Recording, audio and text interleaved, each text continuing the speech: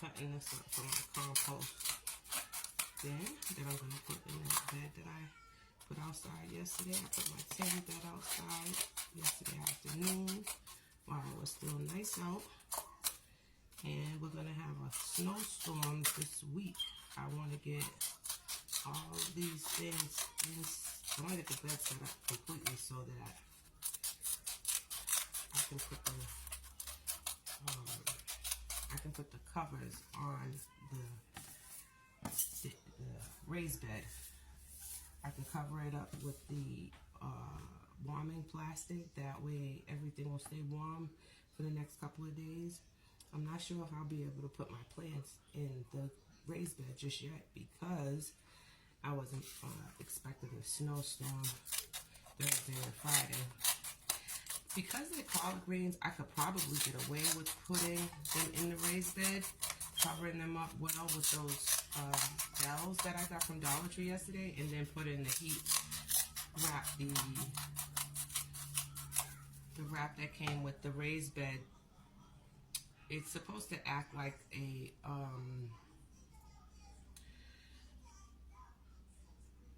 it's supposed to keep everything warm. I forget what those houses are called. Greenhouse. It's like a piece of plastic that you can put over the raised bed to give it that greenhouse effect. So if I can get all this stuff in the bed today, put the soil and everything in the bed, I already set it up. I just need to pour the soil inside. If I can get all that done in a timely fashion, I can put the greenhouse wrap over it, and I think the seedlings will be okay because they're pretty big. I think they'll be okay for the next week. Next week, after this coming weekend, the weather should be a lot nicer. So I will probably resume where I leave off today next week. I don't have a long weekend off next week, but I'll still have time. So I am going to take this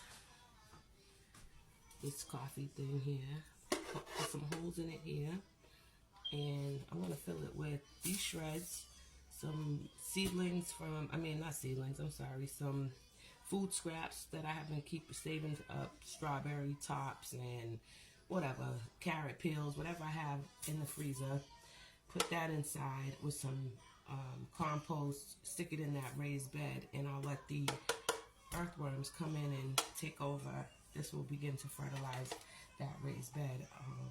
I've been doing a lot of research on this method, and I feel like this is probably the easiest way to do it without coming in contact with the earthworms, which I prefer not to. So I'm going to get started. Now, I hope I don't kill myself with this or hurt myself. But I usually do it like this. So I just take this, get it nice and hot, and then I'll put a hole. I wish I had a soldering iron, but I don't, so I'm doing this the at-home way. I did order a soldering iron, so until I get it, this is what I'll be doing. Trying not to hurt myself. But as you can see, it works pretty good.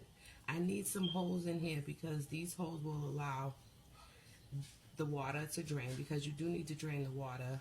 That's what's going to fertilize the plants ultimately. And I need the worms to be able to go inside, the earthworms. So I like to try to make these holes big and soft around the edges so that the earthworms can climb in without hurting themselves. So I'm just going to put that back on the fire for just a moment. Get it nice and hot.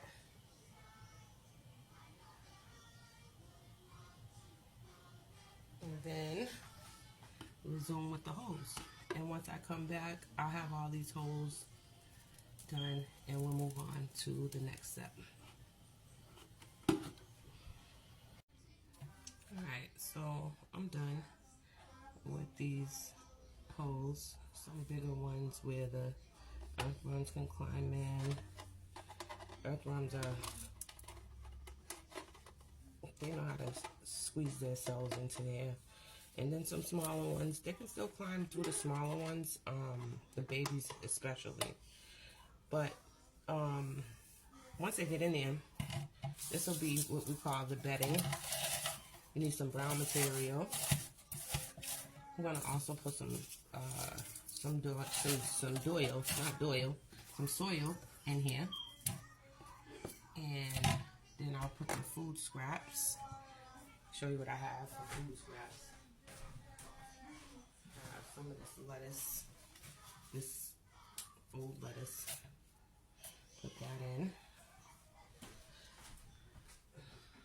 Have some old coffee grounds that I've been keeping. I drink so much coffee, and just toss that in.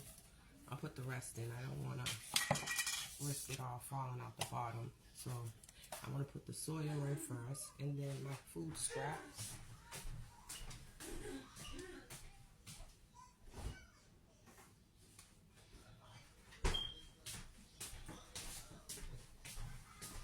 Like I said, I just have some strawberry tops and, I don't know, peels from bananas or whatever, fruits and squash and whatever.